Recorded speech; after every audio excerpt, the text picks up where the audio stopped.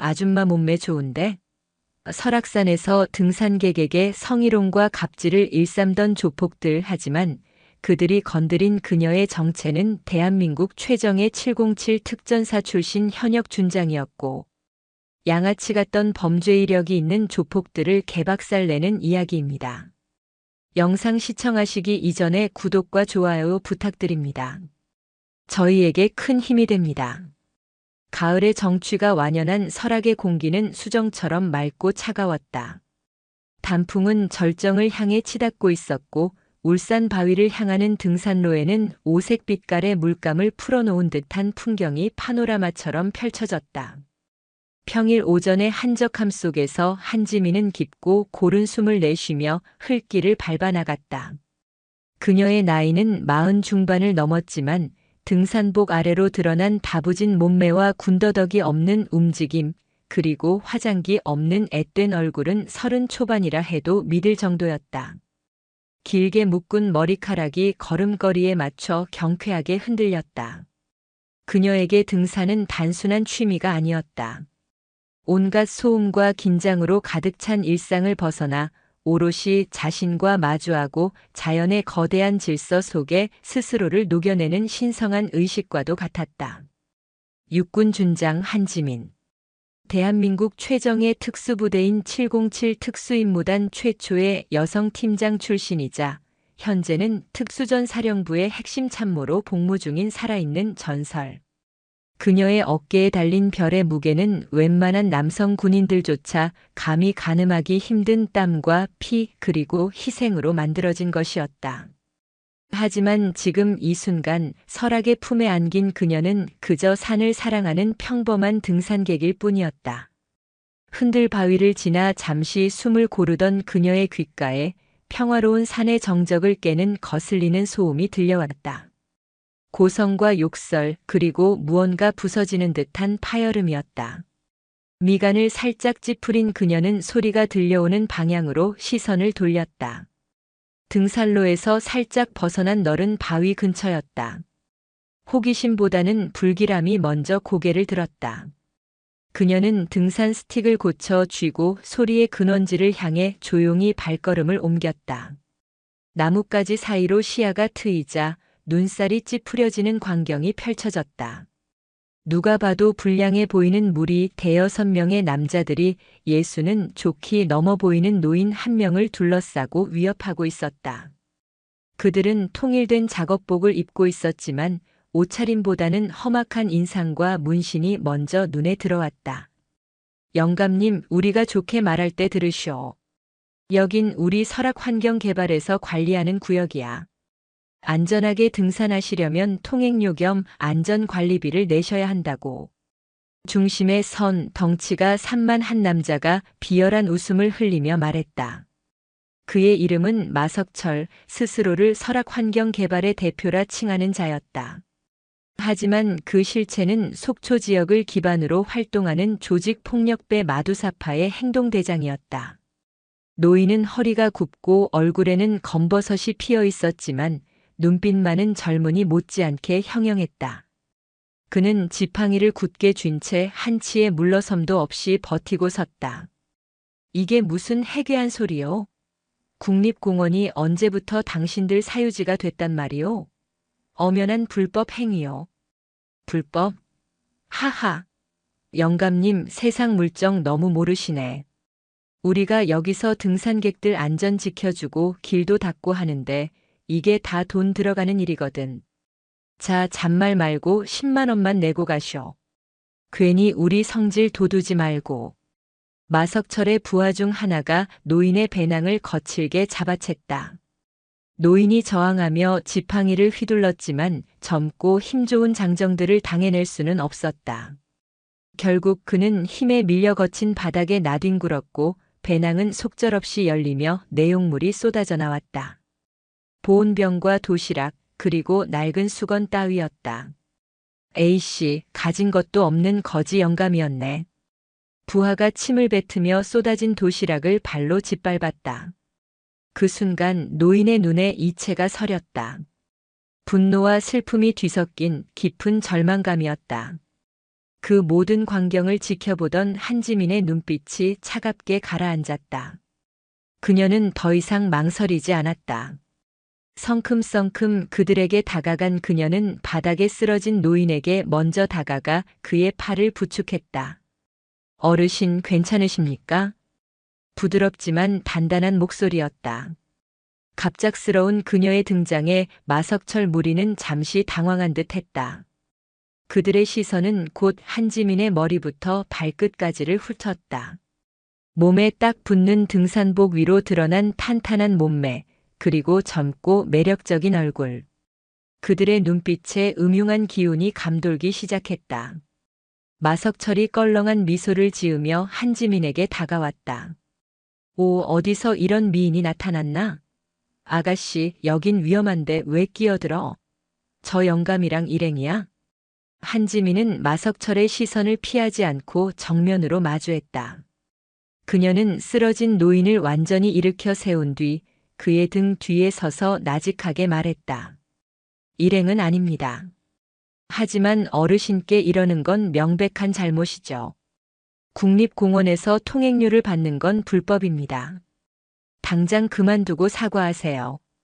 그녀의 당돌한 태도에 마석철의 얼굴에서 미소가 사라졌다.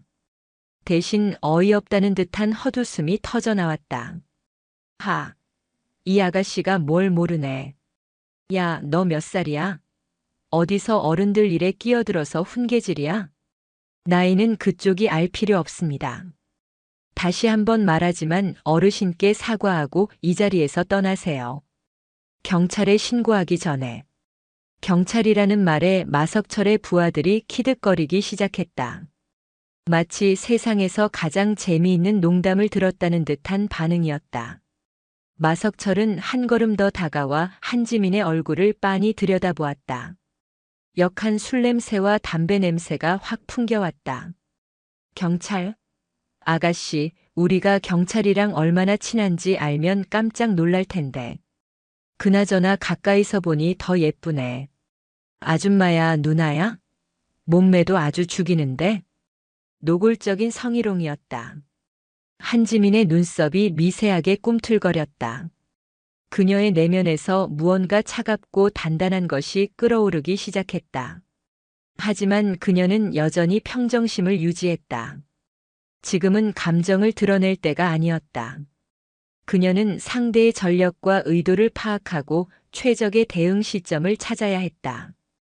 그것이 지난 20여 년간 그녀의 몸에 새겨진 생존 본능이었다. 마지막 경고입니다. 비키세요. 한지민의 목소리는 얼음장처럼 차가워졌다. 그러나 그 경고는 마석철 무리에게 오기로만 작용할 뿐이었다. 그들은 자신들 앞에 선 여자가 얼마나 위험한 존재인지, 그리고 자신들이 지금 얼마나 끔찍한 실수를 저지르고 있는지 전혀 알지 못했다. 설악의 고요함 속에 폭풍전야의 긴장감이 서서히 감돌기 시작했다. 마석철은 한지민의 경고를 비웃음으로 받아쳤다. 그는 부하들을 향해 과장된 몸짓으로 외쳤다. 얘들아, 들었냐? 이 예쁜 누님이 우리한테 마지막 경고를 하신단다. 아이고, 무서워라. 대표님, 저 누님 한 성깔 하시는데요.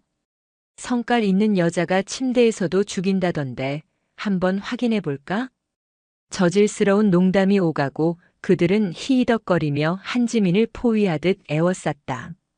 노인은 겁에 질린 얼굴로 한지민의 뒤에 서서 어쩔 줄 몰라 했다. 그는 자신 때문에 젊은 여인이 험한 꼴을 당하게 될까봐 안절부절 못했다. 아가씨, 어서 피하시오. 나 때문에. 괜찮습니다, 어르신. 제 뒤에 가만히 계세요. 한지민의 목소리는 놀라울 정도로 차분했다. 그녀의 시선은 마석철을 중심으로 좌우의 선 부하들의 움직임, 그들의 손과 발의 위치, 그리고 무게 중심까지 하나하나 빠짐없이 스캔하고 있었다. 6명. 모두 맨손이지만 덩치와 기세로 보아 일반인은 아니었다. 최소한 폭력에 익숙한 자들이었다. 마석철이 한지민의 어깨에 손을 얹으려 손을 뻗었다. 누님, 그렇게 뻣뻣하게 굴지 말고 우리랑 같이 내려가서 막걸리나 한잔하자. 오빠들이 잘해줄게. 응? 그의 손이 그녀의 어깨에 닿기 직전 한지민은 아주 미세한 움직임으로 반 발짝 뒤로 물러섰다. 마석철의 손은 허공을 갈랐다. 그는 순간 당황했지만 이내 얼굴을 붉히며 더욱 거칠게 나왔다. 이게 진짜 좋게 말로 하니까 사람을 우습게 안 해. 마석철이 다시 손을 뻗는 순간 등산로 아래쪽에서 무전기 소리가 들려왔다. 대표님, 최 반장님 오십니다. 그 말에 마석철의 얼굴에 화색이 돌았다. 그는 한지민을 향해 의기양양하게 웃어 보였다. 거봐, 아가씨. 내가 경찰이랑 친하다고 했지? 이제 상황 파악이 좀 되나? 잠시 후 땀을 뻘뻘 흘리며 언덕을 올라온 중년의 경찰관이 모습을 드러냈다. 속초경찰서 소속 최 반장이었다.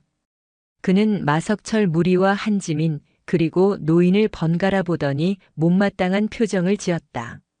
마 대표, 이게 무슨 소란이야? 등산객들한테 또 시비 건 거야? 아이고, 최 반장님 오셨습니까? 시비라니요, 당치도 않습니다. 이 영감님이 우리 구역에서 질서를 안 지키시길래 좋게 타일러 드리는 중이었습니다.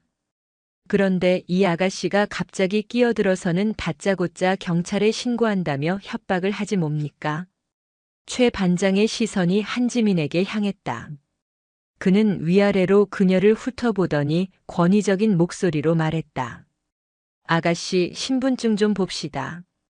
지금 공무집행을 방해하고 있는 거요. 한지민은 어이가 없었다. 누가 봐도 피해자는 노인이었고 가해자는 마석철 무리였다. 그런데 경찰이라는 자가 나타나서는 피해자에게 신분증을 요구하고 공무집행 방해를 운운하고 있었다. 이것은 단순한 유착이 아니었다. 한통속이었다. 제가 왜 신분증을 보여줘야 합니까? 저들은 명백한 갈취와 협박을 하고 있었습니다.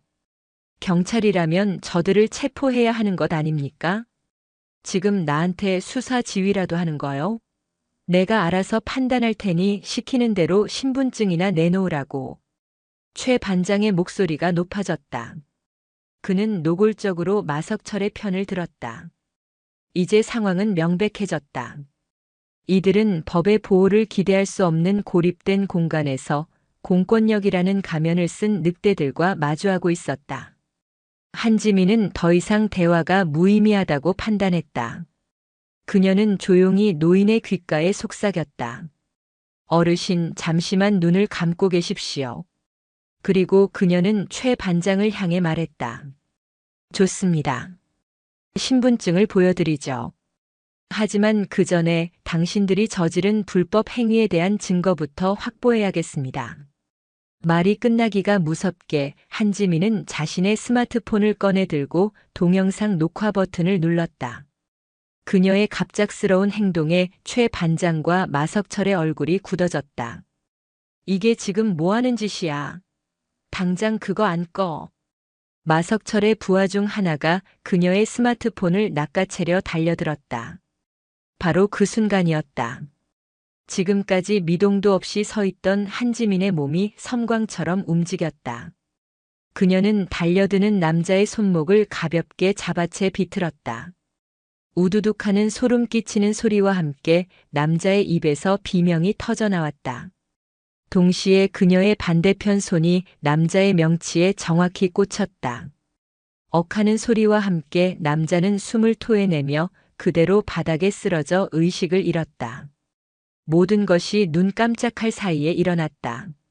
남은 5명과 최 반장은 눈앞의 광경을 믿을 수 없다는 듯 멍하니 서 있었다. 가녀려 보이던 여자가 건장한 남자를 단 2번의 움직임으로 무력화시킨 것이다. 마석철이 가장 먼저 정신을 차렸다. 그의 얼굴은 분노와 당혹감으로 시뻘게 달아올랐다. 이 미친년이. 그는 주먹을 휘두르며 짐승처럼 달려들었다. 한지민은 그의 주먹을 피하며 몸을 낮췄다. 그리고는 그의 다리 사이를 파고들어 중심을 무너뜨렸다. 거대한 덩치가 균형을 잃고 앞으로 고꾸라지는 순간 그녀의 팔꿈치가 그의 등 뒤 경혈을 정확하게 가격했다. 마석철은 비명조차 지르지 못하고 그대로 바닥에 처박혔다. 다들 뭐해? 전연 잡아. 마석철의 외침에 남은 부하들이 한꺼번에 달려들었다. 하지만 그들은 훈련된 맹수 앞에 선 오합지졸에 불과했다. 한지민의 움직임은 군더더기가 없었다. 최소한의 움직임으로 상대의 공격을 흘려내고 가장 취약한 급소를 정확하고 무자비하게 가격했다. 손날은 목을, 무릎은 관절을, 손바닥은 턱을 가격했다. 비명과 신음이 설악의 고요한 숲을 어지럽혔다. 불과 1분도 채 되지 않아 마석철을 포함한 6명의 장정은 모두 바닥에 쓰러져 고통스럽게 신음하고 있었다. 이제 남은 것은 최 반장뿐이었다. 그는 공포에 질린 얼굴로 뒷걸음질 쳤다. 그의 손은 허리춤에 찬 권총으로 향하고 있었다. 오지 마. 더우면 쏴버릴 거야. 한지민은 피 한 방울 묻히지 않은 손을 털며 그에게 천천히 다가갔다. 그녀의 눈빛은 분노도 증오도 아니었다. 그것은 경멸이었다. 국가와 국민을 지켜야 할 경찰이 제복을 입고 범죄자들과 결탁한 것에 대한 깊은 경멸. 총을 뽑아. 그리고 쏴. 하지만 명심해. 내가 방아쇠를 당기는 순간 내 목숨은 없어. 그녀의 목소리에는 한치의 흔들림도 없었다. 최 반장은 그녀의 기세에 압도당했다. 그의 손은 미친 듯이 떨렸고 식은 땀이 비 오듯 흘러내렸다. 그는 눈앞의 여자가 단순한 무술고수가 아님을 직감했다. 그녀에게서는 평범한 사람에게서는 결코 느낄 수 없는 죽음의 경계를 수없이 넘나든 자만이 가질 수 있는 서늘한 살기가 느껴졌다. 결국 최 반장은 권총을 뽑지 못했다. 그가 망설이는 찰나 한지민의 손이 번개처럼 날아와 그의 손목을 꺾었다. 악! 하는 비명과 함께 그의 손에서 무전기가 떨어져 나갔다. 한지민은 떨어진 무전기를 주워들었다. 그리고 무전기를 향해 얼음처럼 차갑고 위험 있는 목소리로 말했다. 여기는 설악산 흔들바위 근처. 현 시간부로 이 지역을 통제한다. 나는 대한민국 육군 준장 한지민이다. 즉시 헌병대와 기무부대 그리고 강원지방경찰청 감찰과에 연락해 현장으로 출동하도록 반복한다. 여기는 무전기를 통해 울려 퍼지는 그녀의 목소리. 육군 준장 한지민. 그 말을 듣는 순간 최 반장과 바닥에 쓰러져 있던 마석철의 얼굴은 새하얗게 질려버렸다. 그들은 자신들이 누구를 건드렸는지 이제야 깨달은 것이다. 준장이라는 단어가 설악의 차가운 공기 속으로 메아리 쳤다.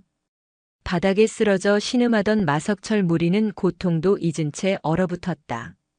최 반장은 사색이 된 얼굴로 부들부들 떨며 믿을 수 없다는 듯 한지민을 올려다보았다. 젊고 아름다운 여성. 그저 싸움을 좀 잘하는 등산객인 줄로만 알았던 그녀의 입에서 나온 계급은 그들이 평생 동안 마주할 일조차 없는 까마득한 존재의 것이었다. 한지민은 더 이상 그들에게 눈길도 주지 않았다. 그녀는 무전기의 주파수를 돌려 군 통신망에 접속한 뒤 간결하고 정확한 언어로 상황을 보고하고 지원을 요청했다. 그녀의 목소리와 용어, 보고, 체계는 단 한치의 오차도 없는 완벽한 군인의 그것이었다. 보고를 마친 그녀는 쓰러진 자들을 향해 돌아섰다. 그녀의 눈빛은 더 이상 경멸이 아니었다. 신문관의 눈빛이었다. 최 반장이라고 했나? 당신부터 말해봐. 언제부터 이들과 한통속이었지? 상납받은 돈은 얼마고 당신 말고 또 누가 연루되어 있나? 최 반장은 공포에 질려 입술만 달싹일 뿐 아무 말도 하지 못했다. 그의 눈에는 눈물까지 그렁거렸다. 한지민은 그의 멱살을 잡아 거칠게 일으켜 세웠다. 지금부터 내 질문에 똑바로 대답하는 게 좋을 거야. 군법은 민간법보다 훨씬 무섭다는 것쯤은 알고 있겠지. 특히 군을 상대로 사기를 치려 한 죄는 용서받지 못해. 그녀는 일부러 군을 상대로 한 사기라는 프레임을 씌웠다. 현역 장성을 상대로 벌인 이 모든 행위는 이제 단순한 폭력 사건이 아니었다. 군에 대한 심각한 도전 행위로 비화될 수 있었다. 그때 등 뒤에서 조용한 목소리가 들려왔다. 저 장군님. 한지민이 돌아보자 노인이 경외와 감사가 뒤섞인 눈빛으로 그녀를 바라보고 있었다. 그는 어느새 허리를 꼿꼿이 펴고 부동자세에 가까운 자세를 취하고 있었다. 그의 눈빛, 자세, 그리고 그녀를 부르는 호칭. 한지민은 그제야 노인을 제대로 마주보았다. 주름진 얼굴, 검버섯, 세월의 풍파가 핥히고 간 흔적들. 하지만 그 속에 숨겨진 단단한 골격과 쉬이 꺾이지 않을 듯한 기상. 그리고 그의 목에 걸려있던 옷깃 사이로 언뜻 보였다 사라진 낡은 군번줄. 한지민의 뇌리에 섬광처럼 스쳐 지나가는 기억의 파편이 있었다. 아주 오래전 흙먼지와 화약 냄새가 가득했던 이국의 땅. 생과 사가 교차하던 절체절명의 순간.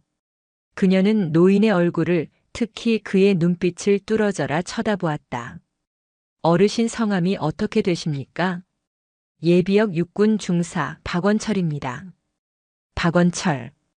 그 이름이 한지민의 기억을 확신으로 바꾸었다. 그녀의 눈이 가늘어졌다. 혹시 아드님 이름이 박진우입니까? 노인의 눈이 놀라움으로 커졌다.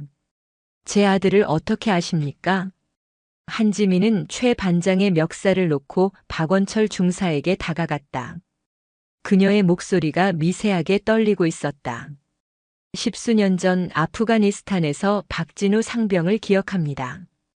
매복에 걸려 부대원 전체가 위험에 처했을 때 끝까지 저를 엄호하며 싸워주었던 부사수. 저는 그때 갓 부임한 중이었습니다. 박원철 중사의 눈시울이 붉어졌다. 그는 떨리는 손으로 한지민의 팔을 잡았다. 그때 우리 진우를 구해주셨던 분이 바로 장군님이셨습니까? 제 아들이 평생의 은인이라고 군 생활 내내 입버릇처럼 말했던 그분이. 두 사람 사이에는 말로 다 할 수 없는 깊은 감정이 흘렀다.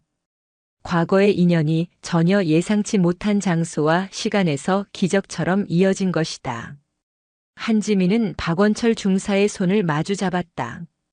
그녀의 눈빛은 다시 따뜻하고 부드러워졌다.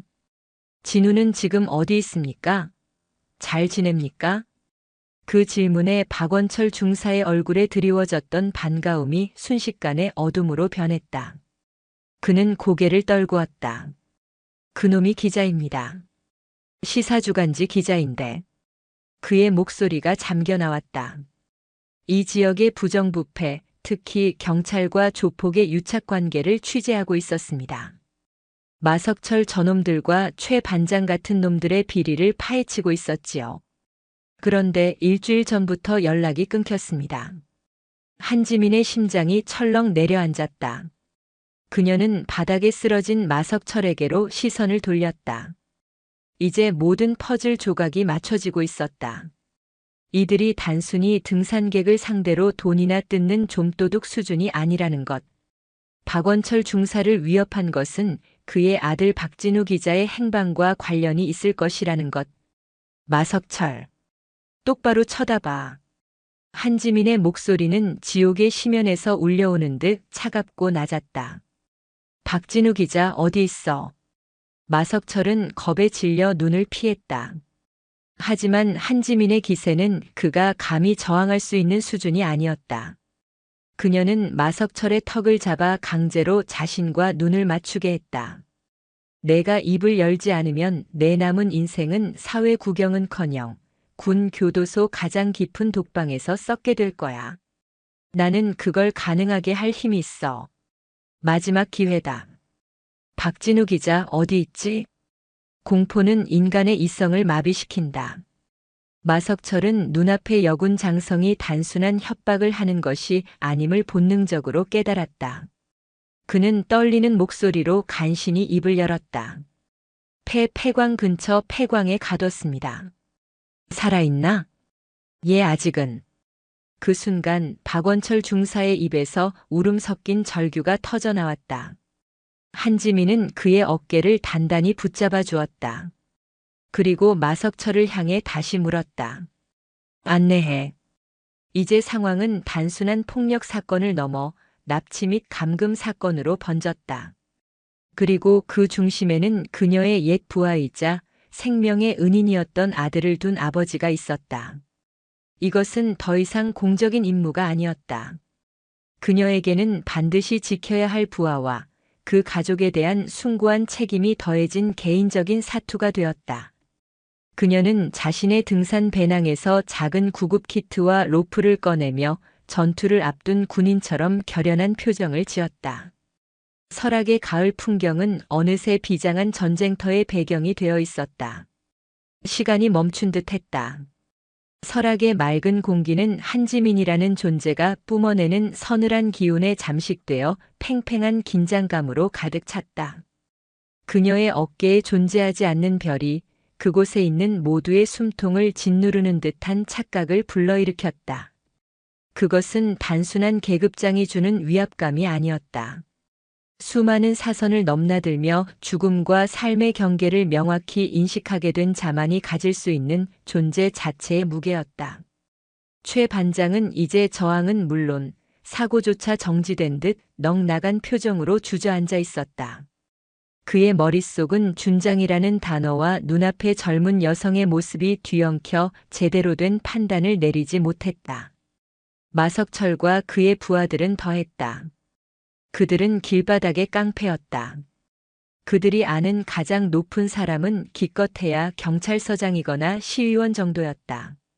장군, 그것도 대한민국 최정예 특수부대 출신의 별은 그들의 상상력 바깥에 존재하는 신화나 전설 속의 인물이었다. 그런데 그 신화가 지금 눈앞에서 자신들의 죄를 묻고 있었다. 한지민은 더 이상 시간을 지체하지 않았다. 박진우 기자가 폐광에 갇혀 있다는 사실을 확인한 순간부터 그녀의 머릿속은 이미 완벽한 작전 계획을 수립하기 시작했다. 민간인 구출 작전. 그것은 그녀가 수없이 반복해왔던 일이었다. 다만 이번의 작전 구역은 이국의 사막이나 정글이 아닌 그녀가 사랑하는 조국의 산이라는 점이 달랐을 뿐이다. 박원철 중사님. 그녀가 부르자 박원철 중사는 마치 현역 시절로 돌아간 듯 허리를 꼿꼿이 세우고 대답했다. 예, 장군님. 여기서 가장 가까운 폐광이 어디입니까? 아시는 곳이 있습니까? 예, 있습니다. 여기서 북쪽으로 약 3km 떨어진 곳에 일제강점기 때 쓰이던 텅스텐 광산이 하나 있습니다. 지금은 출입이 금지된 위험지역입니다. 저놈들이 우리 진우를 그곳에. 박원철 중사의 목소리가 다시금 비통함에 잠겼다. 한지민은 그의 어깨를 가볍게 두드려주며 위로했다. 그리고는 바닥에 납작 엎드린 마석철의 머리채를 잡아 끌어올렸다. 그의 눈에는 이제 공포를 넘어선 애원이 담겨 있었다. 내 놈이 직접 안내해야겠다. 가는 동안 딴 생각은 품지 않는 게 좋을 거야. 내 놈의 하찮은 목숨은 박진우 기자의 생사 여부에 달려 있으니까. 그녀는 등산 배낭에서 가느다란 케이블 타이를 꺼내 마석철의 두 손을 등 뒤로 단단히 결박했다. 군용 규격품인 케이블 타이는 웬만한 성인 남성의 힘으로는 절대 끊을 수 없었다. 그녀는 최 반장을 포함한 나머지 패거리들도 같은 방식으로 신속하게 결박했다. 그들의 움직임은 마치 잘 짜인 군사작전의 한 장면처럼 일사불란했다. 장군님, 헌병대가 도착하려면 최소 1시간은 걸릴 겁니다. 그때까지 기다리시는 게. 박원철 중사가 걱정스럽게 말했다. 1시간이면 사람이 죽고도 남을 시간입니다. 한지민이 단호하게 말했다. 제가 먼저 진입해서 상황을 확보하겠습니다. 중사님께서는 여기서 부상자들을 감시하며 헌병대가 도착하면 상황을 인계해 주십시오. 이것도 임무입니다. 하지만 장군님 혼자서는 너무 위험합니다. 저놈들 패거리가 폐광에 더 있을지도 모릅니다. 괜찮습니다. 한지민의 목소리에는 강한 자신감이 실려 있었다. 저는 혼자가 아닙니다.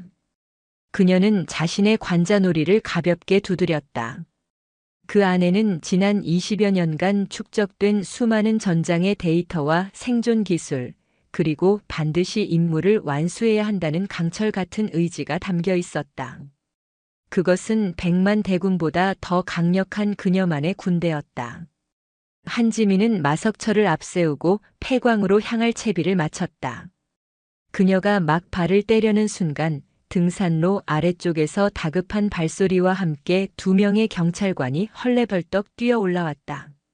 최 반장의 무전을 듣고 출동한 인근 파출소 소속 순경들이었다. 반장님, 무슨 일? 그들은 현장의 광경을 보고 말을 잇지 못했다.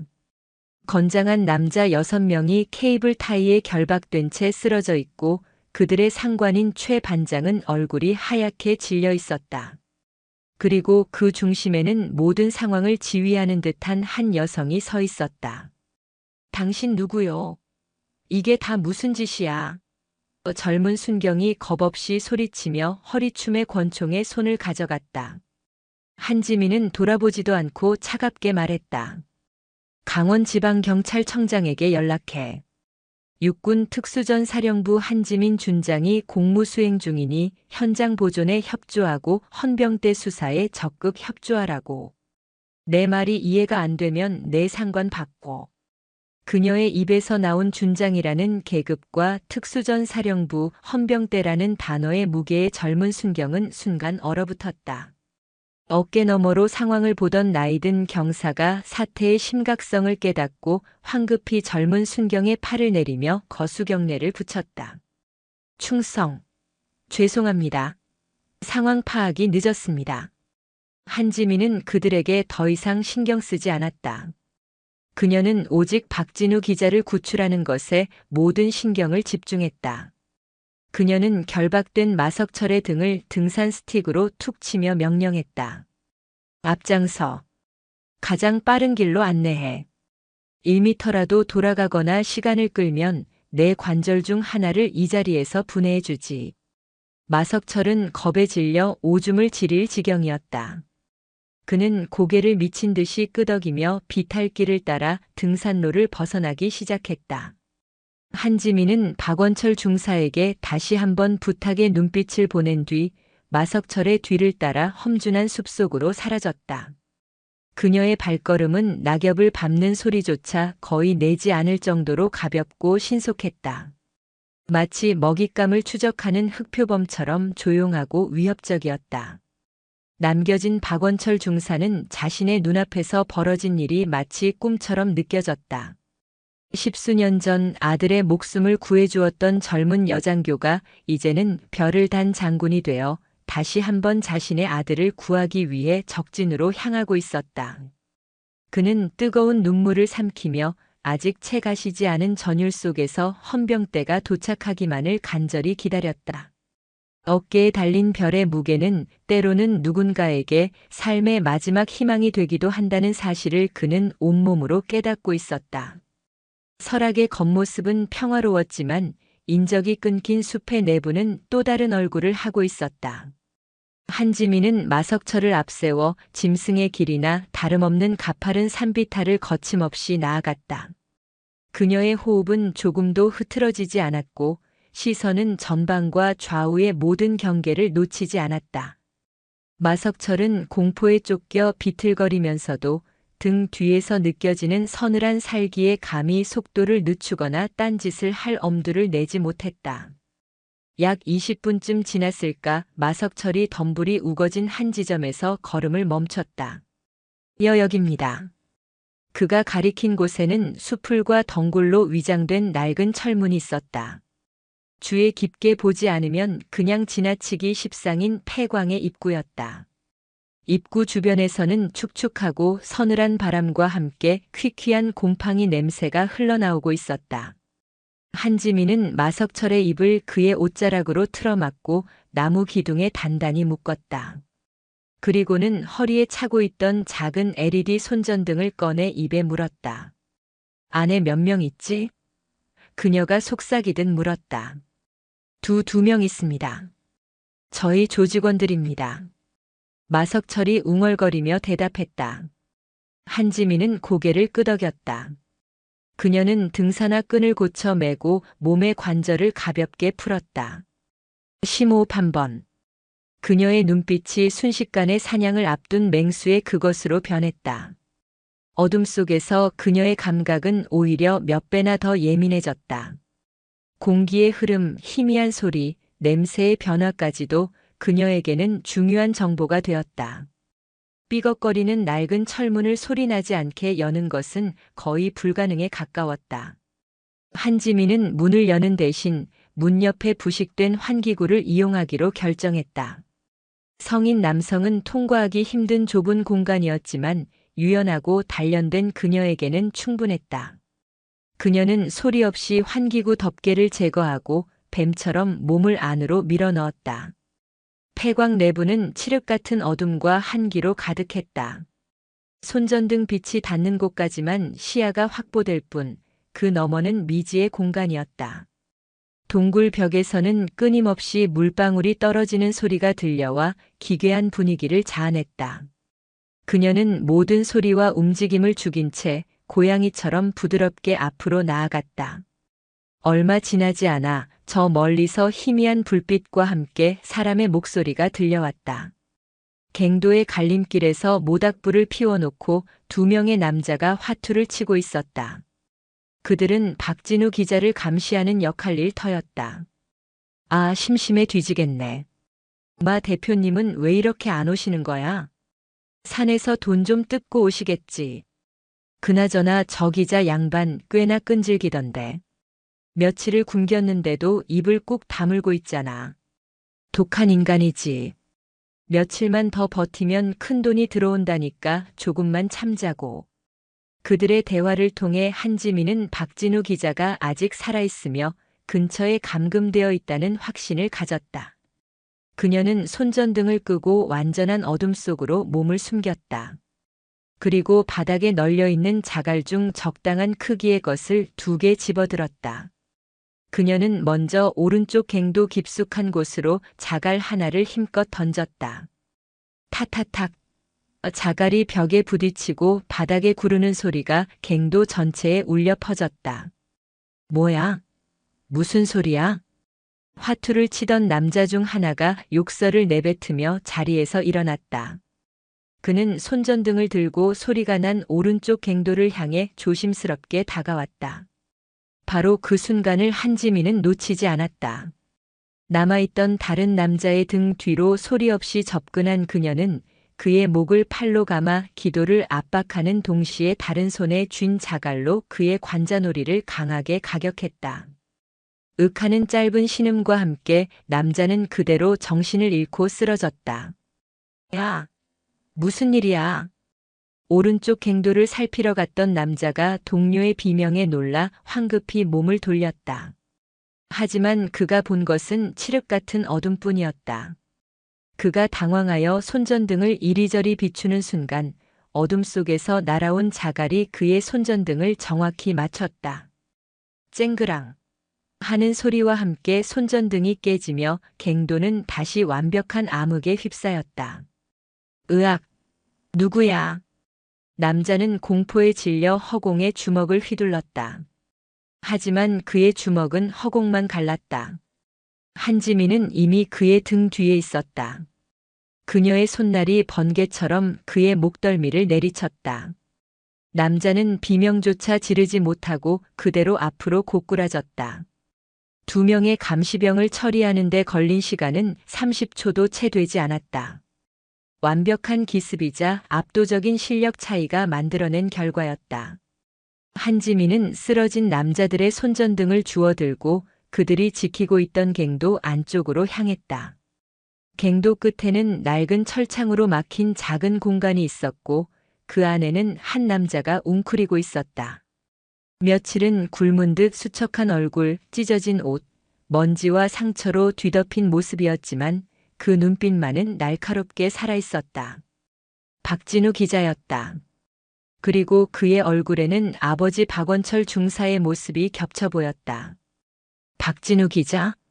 한지민의 목소리에 그가 천천히 고개를 들었다. 경계심 가득한 눈으로 그녀를 바라보았다. 누구십니까? 아버님의 부탁을 받고 왔습니다. 저는 한지민입니다. 박진우 기자의 눈이 커졌다. 한지민. 아버지의 군 생활 이야기에서 수없이 들었던 이름이었다. 생명의 은인이자 전설적인 여군. 그는 믿을 수 없다는 듯 철창을 붙잡았다. 한지민은 더 말하지 않고 근처에 있던 쇠 파이프를 이용해 낡고 녹슨 자물쇠를 단숨에 부숴버렸다. 철창 문이 열리고 두 사람은 드디어 마주섰다. 몸은 괜찮습니까? 예, 아직은 버틸만 합니다. 감사합니다.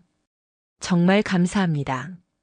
박진우 기자는 일어서려 했지만 며칠간의 감금과 굶주림으로 다리에 힘이 풀려 휘청거렸다. 한지민이 재빨리 그의 몸을 부축했다. 일단 여기서 빠져나가야 합니다. 그녀는 박진우 기자를 부축하고 폐광 입구를 향해 발걸음을 옮겼다. 하지만 그들이 막행도 갈림길에 이르렀을 때 등 뒤에서 박진우 기자가 다급하게 외쳤다. 잠깐만요.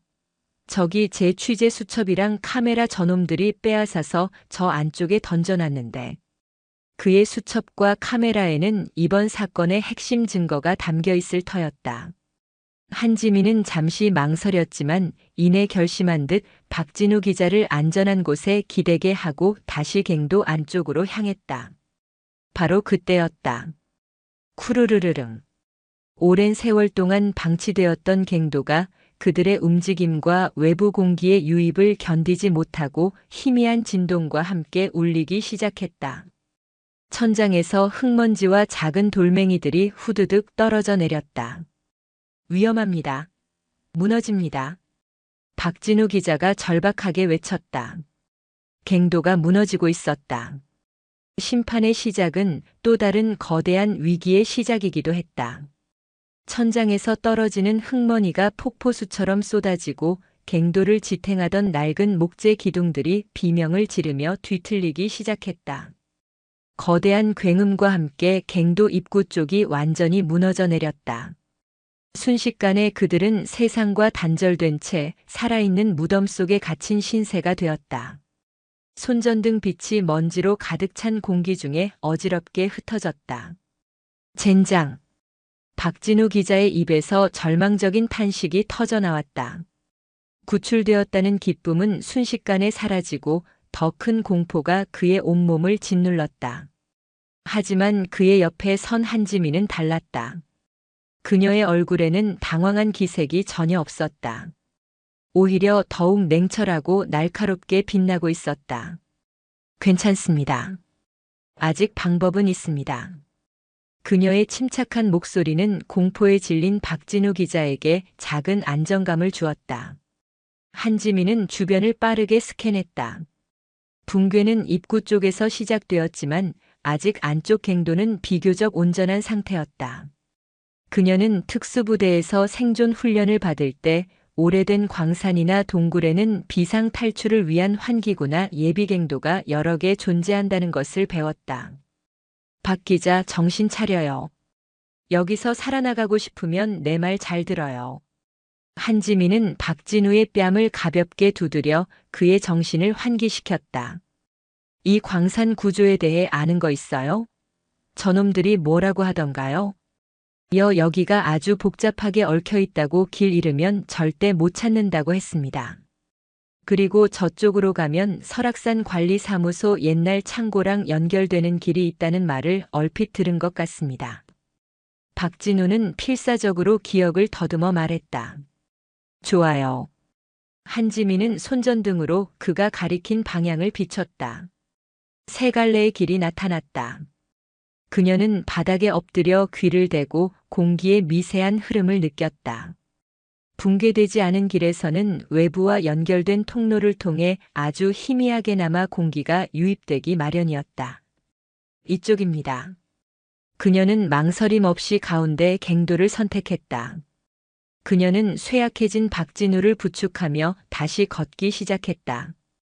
붕괴의 충격으로 갱도 내부는 더욱 위태로워 보였다. 언제 또다시 무너져 내릴지 모르는 아슬아슬한 상황의 연속이었다. 얼마나 걸었을까 그들의 앞을 거대한 암석 더미가 가로막았다. 지난번 붕괴 때 함께 막혀버린 듯 했다. 박진우의 얼굴에 다시 절망이 드리워졌다. 이제 끝인가 봅니다. 아니요. 한지민은 암석 더미를 유심히 살폈다. 그리고는 암석들 사이에 난 아주 좁은 틈을 발견했다. 사람이 지나가기에는 턱없이 부족해 보였지만 그녀는 포기하지 않았다. 그녀는 박진우에게서 취재 수첩과 카메라를 건네받아 품 안에 넣고 말했다. 내가 먼저 길을 만들 테니 뒤따라와요. 할 수 있죠? 그녀는 좁은 틈 사이로 몸을 밀어넣기 시작했다. 그녀의 단련된 몸은 믿을 수 없을 정도로 유연하게 움직이며 불가능해 보였던 바위 틈을 통과해냈다. 그녀는 반대편으로 넘어간 뒤 박진우가 넘어올 수 있도록 불안정한 바위들을 치우고 길을 확보했다. 박진우는 상처 입은 몸을 이끌고 사력을 다해 그녀의 뒤를 따랐다. 마침내 두 사람은 암석 더미를 통과했다. 그리고 그들의 눈앞에 위쪽으로 향하는 낡은 철제 사다리가 나타났다. 희미하게나마 외부의 빛이 새어 들어오고 있었다. 바로 환기구이자 비상 탈출구였다. 찾았어요. 한지민과 박진우는 서로를 보며 짧은 미소를 지었다. 두 사람은 녹슨 사다리를 밟고 마침내 지상으로 나올 수 있었다. 그들이 나온 곳은 박진우 기자의 말대로 지금은 사용되지 않는 낡은 창고 뒤편이었다. 바깥의 신선한 공기를 들이마시자 비로소 살아남았다는 안도감이 몰려왔다. 그들이 창고를 빠져나왔을 때 멀리서 헬리콥터 프로펠러 소리와 수많은 사이렌 소리가 들려오기 시작했다. 한지민이 보낸 무전 요청에 마침내 헌병대와 경찰 병력이 설악산으로 집결하고 있는 것이었다. 잠시 후 헌병대 기동 타격대와 경찰 특공대가 현장을 완벽하게 장악했다. 한지민이 묶어두었던 마석철과 그의 부하들, 그리고 최 반장은 모두 헌병대로 인계되었다. 붕괴된 폐광 입구에서는 구조 작업이 시작되었고 박원철 중사는 무사히 돌아온 아들을 부둥켜 안고 오열했다. 모든 상황은 한지민의 완벽한 통제하에 정리되고 있었다. 박진우 기자는 헌병대 군의관에게 응급 처치를 받으며 품속에서 꺼낸 취재 수첩과 카메라를 한지민에게 건넸다. 여기 모든 증거가 들어 있습니다. 마석철 패거리와 최 반장뿐만이 아닙니다. 이들을 비호하며 설악산 국립공원에 몰래 산업 폐기물을 매립해온 건설업체 대표 그리고 그에게 뇌물을 받은 지역 정치인의 이름까지 전부 들어 있습니다. 얽히고 설킨 부패의 실타래. 그 거대한 전모가 드러나는 순간이었다. 마석철 패거리는 그저 거악의 꼬리에 불과했다. 박진우 기자는 이 사실을 세상에 폭로하기 직전 그들에게 납치되었던 것이다. 한지민은 증거물을 받아들었다. 그녀의 눈빛이 다시 한번 차갑게 빛났다. 구출 작전은 끝났지만 진짜 전쟁은 이제부터 시작이었다. 그녀는 박진우 기자의 어깨를 두드리며 말했다. 걱정 말아요. 이 증거 그리고 당신의 용기가 헛되지 않도록 내가 끝까지 책임지겠습니다. 이 땅의 군인으로서 그리고 국민의 한 사람으로서. 그녀의 말에는 별의 무게만큼이나 무거운 책임감과 신뢰가 담겨 있었다. 멀리 동쪽 하늘이 서서히 밝아오고 있었다. 길고 길었던 밤이 지나고 설악의 새로운 새벽이 오고 있었다. 그것은 부패한 권력자들에게 내려질 서슬퍼런 심판을 예고하는 비장하고도 찬란한 여명이었다. 설악산 국립공원 관리사무소 인근에 차려진 임시 지휘본부는 전쟁터를 방불케 했다. 헌병대와 경찰 특공대의 차량들이 질서정하게 도열해 있었고 분주하게 오가는 군과 경찰 관계자들의 얼굴에는 긴장감이 서려 있었다. 한지민은 더 이상 평범한 등산객이 아니었다. 그녀는 지휘본부의 상황판 앞에 서서 현장에 도착한 헌병 수사대장과 강원지방경찰청에서 급파된 감찰팀장에게 상황을 브리핑하고 있었다. 그녀의 전투복 어깨에 선명히 빛나는 은빛별은 그녀가 내뱉는 모든 말에 절대적인 무게를 싣고 있었다. 현재까지 확보된 피의자는 주범 마석철을 포함한 조직원 8명, 그리고 속초경찰서 최 반장입니다. 1차 신문 결과 이들은 단순한 자릿세 갈취를 넘어 조직적으로 국립공원 내 불법 폐기물 매립을 은폐하고 이에 저항하는 민간인을 위협, 감금해 온 것으로 파악됐습니다. 그녀가 가리킨 상황판에는 마석철 패거리의 관계도와 그들의 범죄 사실이 일목요연하게 정리되어 있었다. 그녀의 브리핑은 군더더기 없이 명료했고 모든 정보는 정확한 사실에 기반했다. 수사대장과 감찰팀장은 마치 부하 장교처럼 그녀의 브리핑에 집중하며 고개를 끄덕였다. 박진우 기자는 군의관의 보호 아래 안정을 취하면서도 틈틈이 노트북을 두드리고 있었다. 그의 눈은 복수심이 아닌 진실을 알려야 한다는 기자로서의 투철한 사명감으로 불타고 있었다. 아버지 박원철 중사는 아들의 곁을 묵묵히 지키며 이 모든 상황의 중심에 서 있는 한지민을 경외로운 눈빛으로 바라볼 뿐이었다. 이것이 박진우 기자가 목숨을 걸고 지켜낸 증거물입니다. 한지민은 밀봉된 증거물 봉투를 테이블 위에 올려놓았다. 그 안에는 박 기자의 취재 수첩과 카메라의 메모리 카드가 들어있었다. 헌병대 과학수사팀이 즉시 내용물 분석에 들어갔다. 잠시 후 임시본부의 대형 모니터에 메모리 카드 속 사진과 영상, 그리고 수첩의 내용이 스캔되어 나타났다. 모니터를 보는 모든 이들의 입에서 탄식이 터져나왔다. 사진 속에는 심야 시간을 이용해 대형 트럭들이 설악산 깊숙한 계곡의 드럼통들을 쏟아붓는 장면이 생생하게 담겨 있었다. 드럼통에서는 정체를 알 수 없는 시커먼 액체가 흘러나와 청정한 계곡물을 더럽히고 있었다. 영상 파일에는 명성건설이라는 로고가 선명한 트럭의 모습과 현장을 지휘하는 마석철, 그리고 그에게 돈 봉투를 건네는 한 남자의 모습이 찍혀 있었다. 백진기 명성건설 대표입니다. 박진우 기자가 힘겹게 입을 열었다. 속초 지역을 기반으로 급성장한 건설사인데 지역 정치인들과의 유착 의혹이 끊이지 않던 인물입니다. 수첩에는 날짜별로 정리된 장부와 통화 기록, 그리고 은밀한 접대 장소의 약도까지 빼곡하게 적혀 있었다. 그리고 그 중심에는 하나의 이름이 반복적으로 등장했다. 지역구 국회의원 양문석. 인자한 미소와 서민적인 이미지로 지역 주민들의 높은 지지를 받는 인물이었다. 하지만 수첩 속에 그는 자신의 정치적 영향력을 이용해 명성건설에 특혜를 주고 그 대가로 막대한 불법 정치 자금을 수수하며 설악의 자연을 팔아넘긴 추악한 위선자에 불과했다. 이건 단순한 조포구 경찰 유착 사건이 아니었군. 거대한 지역 카르텔의 빙산의 일각이었어. 감찰팀장의 얼굴이 굳어졌다. 바로 그때 한지민의 위성 군용 전화가 울렸다. 발신자는 특수전 사령관, 그녀의 직속 상관이었다. 한 장군, 괜찮은가? 보고는 받았다. 그런데 지금 국방부 쪽으로 압력이 들어오고 있다는군. 양문석 의원실에서 직접 연락이 왔어. 군이 민간인 수사에 개입하는 것은 월권이라는 주장이야. 당장 철수하라는 압박이 거세. 예상했던 바였다. 꼬리가 밟히자 뱀의 머리가 움직이기 시작한 것이다. 한지민의 눈빛이 더욱 차갑게 빛났다. 사령관님, 이것은 단순한 민간인 수사가 아닙니다. 현역 장성에 대한 직접적인 위협이자 군사보호구역과 인접한 국립공원의 생태계를 파괴하는 심각한 안보 위협 행위입니다.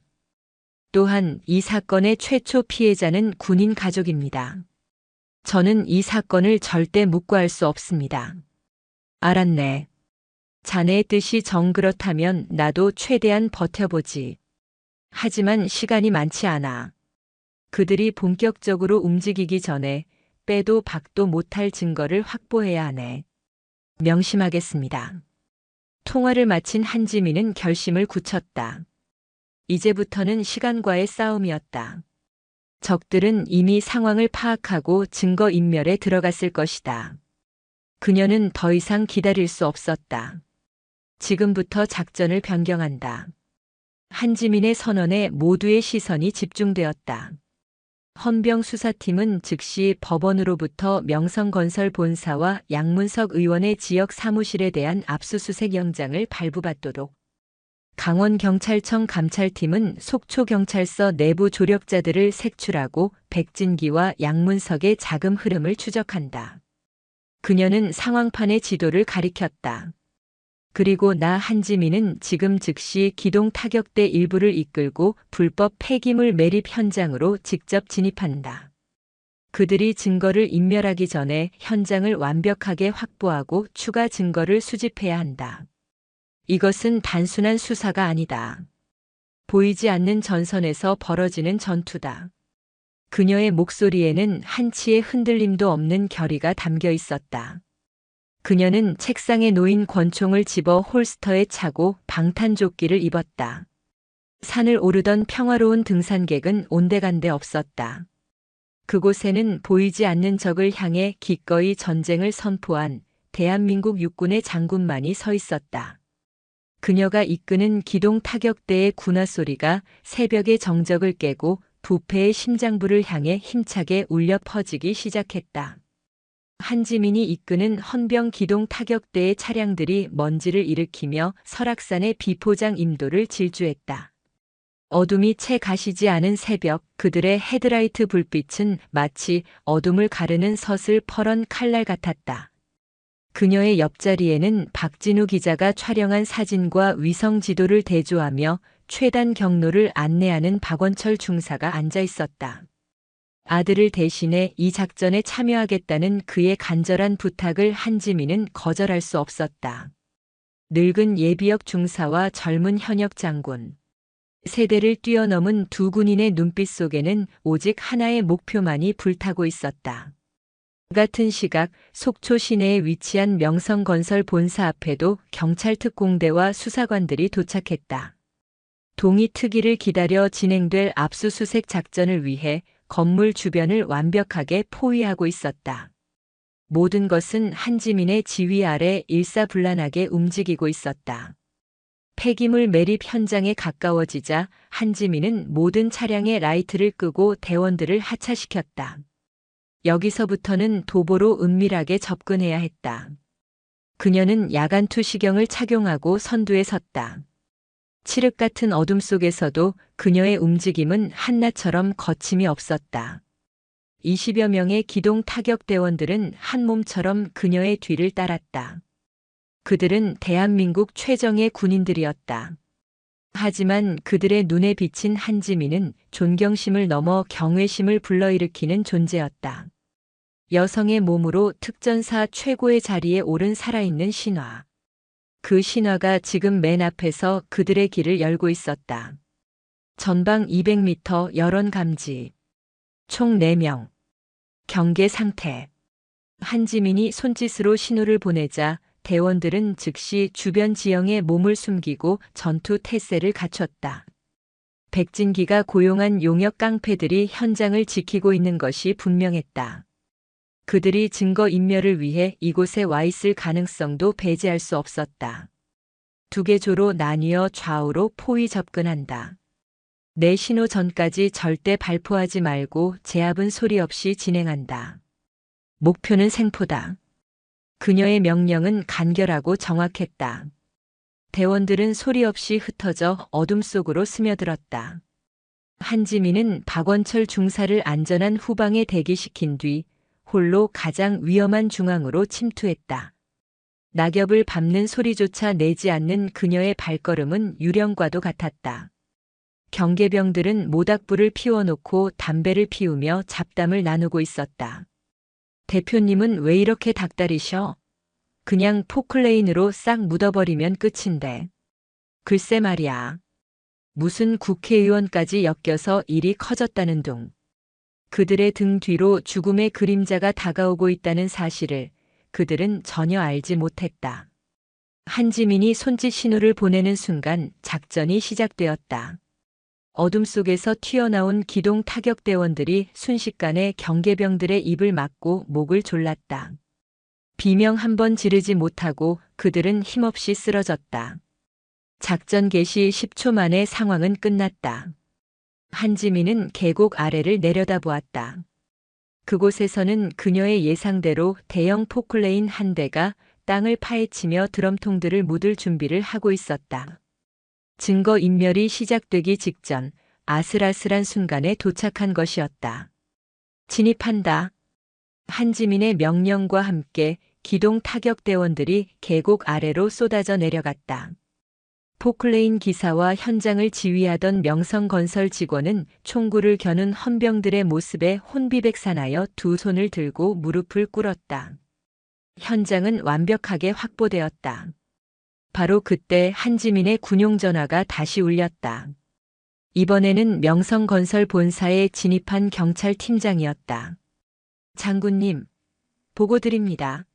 명성건설 측에서 모든 서류를 파쇄하고 하드디스크를 디가우징하는 등 증거 인멸을 시도했습니다. 하지만 저희 디지털 포렌식 팀이 백업 서버에서 암호화된 비밀 장부를 확보하는 데 성공했습니다. 지금 복구와 작업 중입니다. 잘했다. 양문석 의원 사무실은 어떤가? 마찬가지입니다. 하지만 양 의원의 보좌관 한 명이 결정적인 증거를 가지고 전향적인 태도를 보이고 있습니다. 양 의원에게 모든 죄를 뒤집어쓸 위기에 처하자 심경의 변화를 일으킨 듯합니다. 모든 것이 계획대로, 아니 계획보다 더 완벽하게 돌아가고 있었다. 부패한 권력의 성벽이 동시다발적으로 무너져 내리고 있었다. 하지만 거악의 저항도 만만치 않았다. 잠시 후 국방부 장관 비서실로부터 직접 전화가 걸려왔다. 양문석 의원이 국방부 장관에게 직접 전화를 걸어 군의 명백한 직권 남용이라며 한지민의 즉각적인 직위 해제를 요구했다는 것이었다. 정면에서 통하지 않자 가장 높은 곳을 통해 압력을 넣어온 것이다. 한 장군, 미안하지만 지금 당장 모든 작전을 중지하고 현장에서 철수하게. 이건 명령이야. 수화기 너머의 목소리는 차갑고 단호했다. 한지민은 잠시 눈을 감았다. 그녀의 뇌리에 수많은 얼굴이 스쳐 지나갔다. 아프가니스탄에서 자신을 구하고 산화했던 부하들, 아들의 생사를 걱하던 박원철 중사의 눈물, 폐광에 갇혀있던 박진우 기자의 절박한 눈빛, 그리고 썩어가는 설악의 계곡. 그녀는 눈을 떴다. 그 눈에는 더 이상 흔들림이 없었다. 명령, 불복종하겠습니다. 뭐라고 했나 한 장군. 저는 지금 적과 교전 중입니다. 대한민국 헌법과 국민의 생명을 위협하는 명백한 적과 전투를 벌이고 있습니다. 지휘관으로서 저는 이 전투를 포기할 수 없습니다. 모든 책임은 제가 지겠습니다. 그녀는 일방적으로 전화를 끊었다. 명령 불복종. 군인에게는 사형 선고나 다름없는 행위였다. 하지만 그녀는 두렵지 않았다.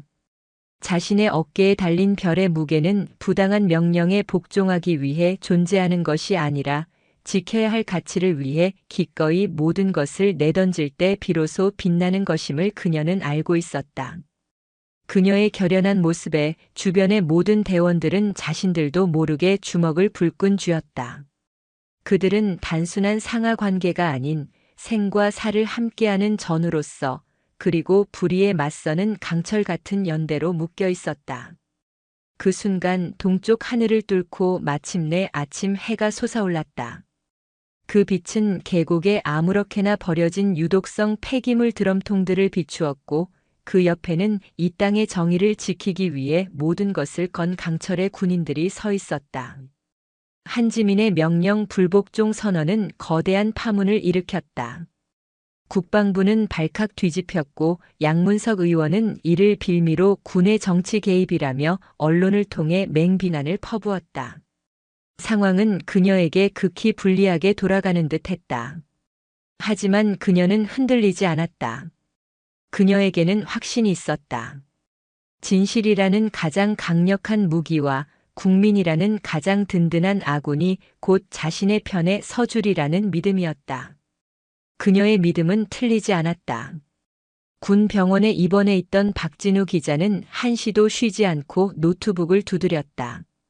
그의 손끝에서 지난 몇 달간 목숨을 걸고 취재했던 모든 진실이 하나의 거대한 기사로 완성되고 있었다.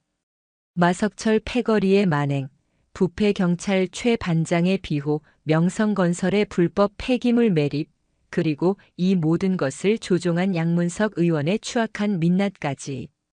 그리고 그 모든 절망의 한가운데서 한 줄기 빛처럼 나타난 여군 장성 한지민의 이야기도 고스란히 담겼다. 이 기사가 나가면 장군님께는 더 큰 위협이 닥칠지도 모릅니다. 괜찮으시겠습니까? 기사를 전송하기 직전 박진우 기자가 물었다. 한지민은 창밖의 설악산을 바라보며 담담하게 대답했다. 군복을 입는다는 것은 언제든 죽음을 각오한다는 뜻입니다. 그 죽음이 조국과 국민을 위한 것이라면 두려울 게 없지요. 박 기자, 당신의 펜이 총보다 강하다는 것을 증명해 주세요. 그날 오후 박진우 기자의 기사는 인터넷을 통해 세상에 공개되었다. 설악을 삼킨 검은 커넥션 그리고 한 장군이 쏘아 올린 진실의 신호탄. 기사는 폭발적인 반응을 불러일으켰다. 단 몇 시간 만에 수백만 건의 조회수를 기록했고 모든 포털 사이트의 메인 화면을 장식했다. 국민들은 경악했고 분노했다. 자신들이 뽑은 국회의원이 신성한 국립공원에 독극물을 쏟아붓고 있었다는 사실에 치를 떨었고 거대한 불의에 홀로 맞선 여군 장군의 이야기에 열광했다.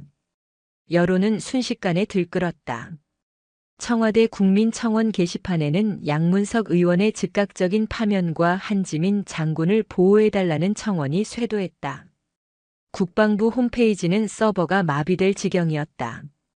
어설픈 압력으로 그녀를 징계하려던 국방부의 고위 관료들은 싸늘한 여론의 역풍을 정면으로 맞고 꼬리를 내릴 수밖에 없었다.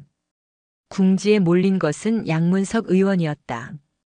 그는 긴급 기자회견을 열고 모든 의혹을 전면 부인했다. 이 모든 것은 저의 정치적 생명을 끊으려는 음의 세력과 군 내부의 일부 불순분자들이 결탁한 명백한 정치 공작입니다. 군이 민간인을 사찰하고 여론을 조작하는 있을 수 없는 국기문란 행위입니다. 그가 악어의 눈물을 흘리며 자신의 결백을 주장하는 바로 그 순간 기자회견장 뒷문이 열리며 검찰 수사관들이 들이닥쳤다. 그들의 손에는 양문석 의원의 이름이 적힌 체포영장이 들려 있었다. 명성건설 백진기 대표가 모든 것을 자백한 것이다. 여론의 압박과 한지민의 흔들림 없는 모습에 모든 것을 혼자 뒤집어 쓸 수 없다고 판단한 그는 결국 양문석과의 모든 거래 내역과 통화 녹취록을 검찰에 제출했다. 양문석 의원의 발악은 처절했다. 이건 무효야. 나는 불체포 특권이 있어. 그는 국회의원 배지를 가리키며 소리쳤다. 하지만 수사관은 냉정하게 대답했다. 국회에서 방금 전 당신에 대한 체포 동의안이 가결되었습니다. 재적 의원 과반수 출석에 출석 의원 3분의 2 이상 찬성. 압도적인 결과였습니다. 자신을 지켜줄 것이라 믿었던 동료 의원들조차 들끓는 국민의 여론 앞에서는 그를 외면한 것이었다. 카메라 플래시가 쉴 새 없이 터지는 가운데 위선자의 가면이 벗겨진 그는 힘없이 수사관들의 손에 이끌려 나갔다. 대한민국을 뒤흔든 거대한 부패 스캔들이 마침내 그 추악한 머리를 잘리는 순간이었다. 모든 상황이 종료된 후 한지민은 조용히 짐을 챙겨 설악산을 떠날 준비를 했다. 그녀를 둘러싼 모든 논란은 이제 찬사와 영웅담으로 바뀌어 있었다. 대통령까지 나서 그녀의 용기를 치하했고 군은 슬그머니 명령 불복종에 대한 징계 논의를 없던 일로 했다. 하지만 그녀는 그런 것에 연연하지 않았다. 그저 자신이 해야 할 일을 했을 뿐이었다. 박원철 중사와 박진우 기자가 그녀를 찾아와 깊이 고개를 숙였다. 장군님의 은혜 평생 잊지 않겠습니다. 제가 한 일은 없습니다. 두 분의 용기가 없었다면 진실은 영원히 묻혔을 겁니다. 앞으로도 그 용기 잃지 말아 주십시오. 한지민은 그들의 어깨를 두드려주고는 조용히 차에 올랐다. 차창 밖으로 다시 평화를 되찾은 설악의 웅장한 모습이 스쳐 지나갔다. 길고 길었던 전투가 끝난 것 같았다. 하지만 그녀의 군용 전화가 다시 울렸다. 새로운 임무였다. 서해 해상에서 발생한 긴급 상황. 그녀는 한치의 망설임도 없이 알겠다고 대답했다. 그녀의 전쟁은 아직 끝나지 않았다. 이 땅에 불의가 존재하는 한 그녀는 기꺼이 다시 전장으로 향할 것이다. 그것이 그녀가 군복을 입은 이유이자 그녀의 어깨에 달린 별이 존재하는 이유였으니까. 차는 어둠이 내리기 시작한 고속도로를 달려 또 다른 전선을 향해 묵묵히 나아가고 있었다. 그것은 새로운 시작을 알리는 새벽의 서곡과도 같았다. 시간은 강물처럼 흘러 계절의 모퉁이를 돌아가고 있었다. 대한민국을 떠들썩하게 했던 설악게이트의 광풍은 점차 잦아들었지만 그 상처와 교훈은 사람들의 마음속에 깊이 각인되었다. 국회의원 양문석과 명성건설 대표 백진기는 법의 심판대 위에서 자신들의 죄과에 상응하는 중형을 선고받았다. 그들과 결탁했던 부패 경찰과 공무원들 역시 줄줄이 철창 신세를 졌고 마석철이 이끌던 폭력 조직 마두사파는 뿌리째 뽑혀 완전히 해체되었다. 변화의 바람은 설악산에도 불어왔다. 명성건설로부터 몰수한 막대한 재산은 설악환경보건기금으로 조성되었다. 수십 년간 신음하던 계곡의 불법 폐기물 처리 작업이 시작되었고 전문 환경단체와 수많은 자원봉사자들이 그 뜻에 동참했다. 맹독을 품고 있던 땅은 조금씩 제 빛을 되찾아갔고 그 자리에는 야생화 씨앗이 뿌려지고 어린 나무들이 심겼다. 자연의 위대한 치유력이 인간의 탐욕이 핥히고 간 상처를 서서히 어루만지고 있었다. 그리고 이 모든 격동의 중심에 있었던 한지민 준장. 그녀는 다시 일상으로 돌아와 있었다. 국방부를 뒤흔들었던 명령 불복종 파문은 국민적 영웅이라는 여론의 방패막이 뒤로 소리 소문 없이 사라졌다. 군 수뇌부는 그녀에게 그 어떤 징계도 내리지 않았지만 그렇다고 특별한 훈장을 수여하지도 않았다. 마치 처음부터 아무 일도 없었던 것처럼 그들은 조용히 사태를 봉합하는 길을 택했다. 그것이 그녀가 원하는 바이기도 했다. 그녀는 스포트라이트를 받는 영웅이 아닌 그저 자신의 임무를 수행하는 군인으로 남고 싶었다. 설악에서의 전투가 끝나자마자 그녀가 투입되었던 서해의 긴급 상황 역시 그녀와 그녀의 팀에 의해 완벽하게 처리된 후였다. 가을이 깊어진 어느 주말 오후 그녀는 사령부 근처의 한적한 찻집에서 약속을 기다리고 있었다. 잠시 후 이전보다 한결 건강해진 얼굴의 박진우 기자가 들어와 그녀를 향해 정중히 고개를 숙였다. 그는 이번 사건을 다룬 심층 보도로 한국 기자상을 수상하며 대한민국을 대표하는 탐사보도 전문 기자로 우뚝 섰다. 찾아뵙기 송구스럽습니다, 장군님. 바쁘실 텐데 시간을 내어주셔서 감사합니다.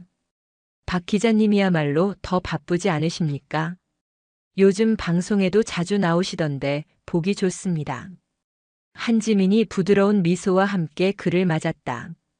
따뜻한 찻잔의 온기가 두 사람 사이에 흘렀다. 박진우는 잠시 머뭇거리다 어렵게 입을 열었다. 사실 장군님께 꼭 드리고 싶은 질문이 있었습니다.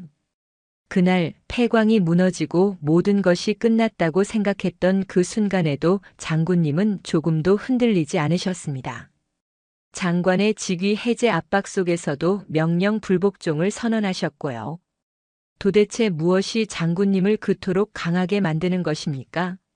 저는 아직도 그 답을 잘 모르겠습니다. 그것은 박진우가 오랫동안 품어온 기자로서의 호기심을 넘어 한 인간으로서의 순수한 경외심에서 비롯된 질문이었다. 한지민은 찻잔을 들어 향을 음미했다. 그리고는 창밖의 풍경을 바라보며 나직이 입을 열었다. 제가 처음 임관했을 때 저를 유독 따르던 부사수가 한 명 있었습니다. 박 기자님처럼 정의감 넘치고 웃음이 선한 친구였죠. 첫 해외 파병지에서 그 친구가 제 목숨을 구하고 대신 총에 맞았습니다. 제 품에서 숨을 거두면서 그 친구가 제게 유언을 남겼습니다. 자신의 목까지 대신해서 이 군복이 부끄럽지 않게 끝까지 나라를 지켜달라고. 약해지려 할 때마다 저는 그 친구의 마지막 눈빛을 떠올립니다. 제 어깨의 별은 제 것이 아니라 저보다 먼저 떠나간 수많은 전우들의 영혼이 함께 지고 있는 무게라고 생각합니다. 그 무게가 저를 강하게 만드는 것이겠지요. 그녀의 목소리는 담담했지만 그 안에는 감히 헤아릴 수 없는 깊이의 슬픔과 책임감이 담겨 있었다. 강한 것이 아니라 그저 약해질 수 없을 뿐입니다. 제가 무너지면 저를 믿고 따라준 모든 이들의 희생이 무의미해지니까요. 박진우는 더 이상 아무 말도 할 수 없었다. 그는 그저 고개를 숙여 그녀가 짊어진 삶의 무게에 대한 깊은 존경심을 표할 뿐이었다. 얼마 후 완벽한 가을의 한복판에 선 어느 날, 한지민은 모든 계급장을 뗀 평범한 등산복 차림으로 다시 설악을 찾았다. 소란스러웠던 흔적은 온데간데 없고 산은 언제나처럼 장엄하고 고요한 모습으로 그녀를 맞았다. 그녀는 예전처럼 흔들 바위를 향해 천천히 발걸음을 옮겼다. 사건이 벌어졌던 너른 바위 근처에는 아름다운 설악, 우리 함께 지켜요라는 팻말이 새로 세워져 있었다. 그 옆에는 작은 추모비가 하나 놓여 있었다. 설악의 정의를 위해 희생된 이름 모를 용기에 감사하며. 박진우 기자를 비롯한 지역 언론인들과 시민들이 뜻을 모아 세운 비석이었다. 비석에는 이름 대신 별 하나가 그려져 있었다. 한지민은 잠시 그 앞에 서서 묵념한 뒤 조용히 걸음을 계속했다. 산길에서 마주치는 사람들의 얼굴에는 평화로운 미소가 가득했다. 아이의 손을 잡고 단풍을 구경하는 가족, 정상을 향해 굵은 땀방울을 흘리는 젊은이들, 서로의 어깨에 기대어 쉬어가는 노부부. 그녀가 지키고 싶었던 것은 바로 이런 평범하고 소중한 일상이었다. 정상에 가까워질수록 숨이 가빠왔지만 심장은 오히려 편안하고 고요해졌다. 마침내 울산 바위가 한눈에 들어오는 전망대에 선 그녀는 가쁜 숨을 몰아쉬며 배낭을 내려놓았다. 시원한 바람이 땀으로 젖은 그녀의 이마를 스치고 지나갔다.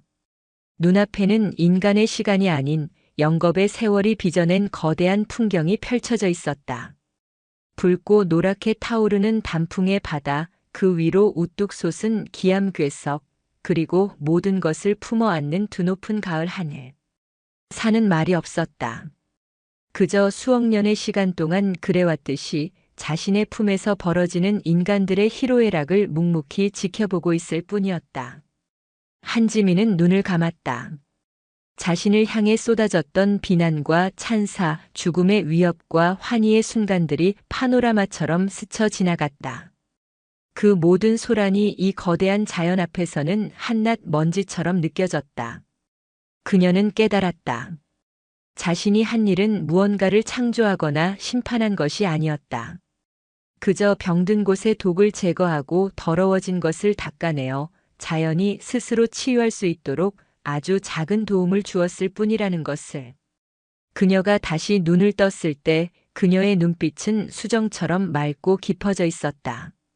그녀의 마음속 모든 소음이 사라지고 오직 산의 고요함만이 충만하게 들어앉았다. 그때였다. 그녀의 배낭 속에서 짧은 진동이 울렸다. 새로운 임무를 알리는 문자였다. 그녀는 짧은 한숨과 함께 옅은 미소를 지었다. 그녀의 평화는 언제나 이렇듯 짧았다. 하지만 이제는 그것이 자신의 운명임을 받아들일 수 있었다. 그녀는 다시 배낭을 짊어졌다. 올라왔던 길을 되돌아 내려가야 했다.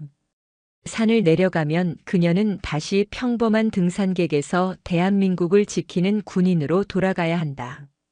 저 멀리 서쪽 하늘 너머로 해가 기울고 있었다. 노을은 마치 전장을 수놓는 포화처럼 비장하고도 아름답게 타오르고 있었다. 한지민은 그 노을을 향해, 그리고 자신이 지켜야 할 조국의 산하를 향해 소리 없는 경례를 붙였다. 산은 말이 없었다. 그저 자신의 품에서 벌어진 모든 일을 묵묵히 지켜보고 또 다른 천년의 바람과 비와 눈을 맞을 준비를 할 뿐이었다. 이 땅에 이름 없는 수호자 그녀처럼. 영상이 유익하셨다면 구독과 좋아요, 댓글까지 부탁드리겠습니다.